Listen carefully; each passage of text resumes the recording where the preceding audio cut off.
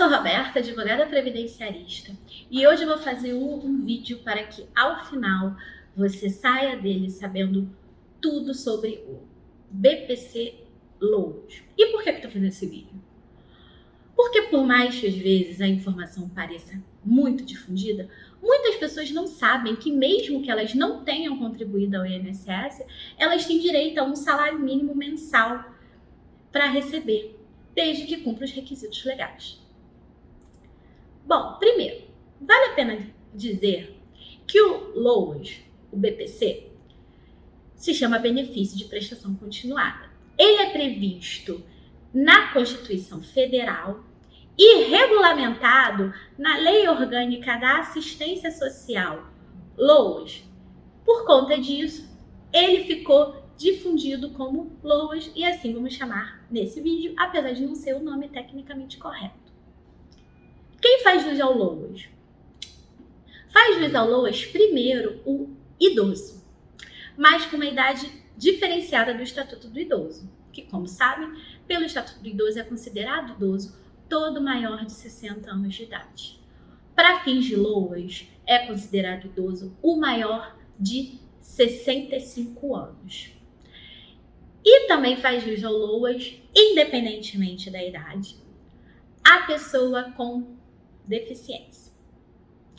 E tem também um requisito que é idêntico para os dois tipos de LOAS, que é que a pessoa deve estar em estado de miserabilidade ou pobreza.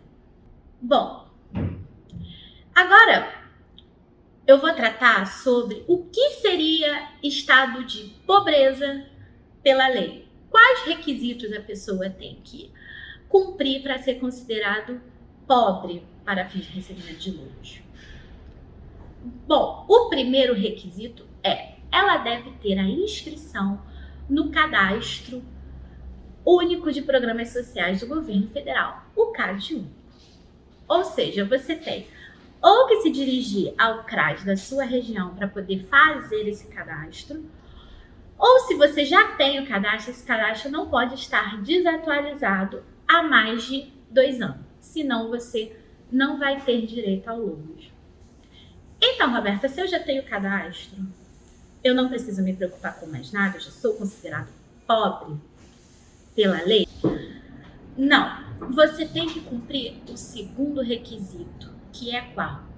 A renda familiar per capita, ou seja, dividido pelo número de componentes do grupo familiar, não pode ultrapassar 1/4 do salário mínimo, que hoje, no ano de 2022, com um salário de R$ 1.202, o valor é R$ 303.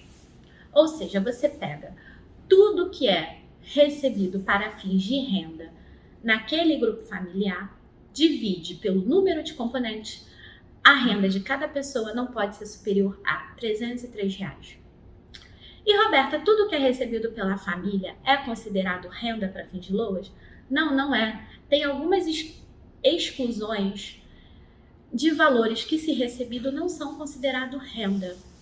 Por exemplo, um outro LOAS.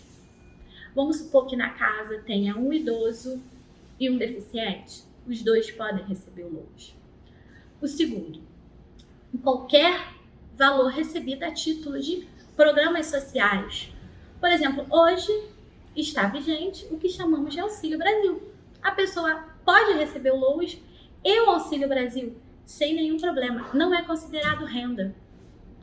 E a terceira hipótese de exclusão é benefício previdenciário no valor de um salário mínimo se a pessoa que está recebendo é maior de 65 anos de idade. Então, você pega tudo que é recebido pela família, exclui dessas 3 hipóteses, não pode dar mais de R$ 303. E uma coisa tem que se atentar. O LOAS, ele pode ser acumulado com, por exemplo, o Auxílio Brasil, mas você não pode ser aposentado por invalidez, por exemplo, e receber o LOAS, ou ser aposentado por tempo de contribuição, receber qualquer título de benefício previdenciário e receber o LOAS. É inacumulável. Ok, então, se eu sou pobre na acepção legal, eu recebo esse benefício de um salário mínimo. Então, uma dúvida que acaba surgindo muito aqui no escritório é: doutora, se eu, quando completar 65 anos, vou receber o LOAS, para que eu vou contribuir ao INSS? O LOAS, apesar de ter o valor de um salário mínimo, ele não é uma aposentadoria. Primeiro, porque ele não é um benefício contributivo, ele é um benefício assistencial. Então, por exemplo, quem recebe o LOAS não tem direito a um salário mínimo.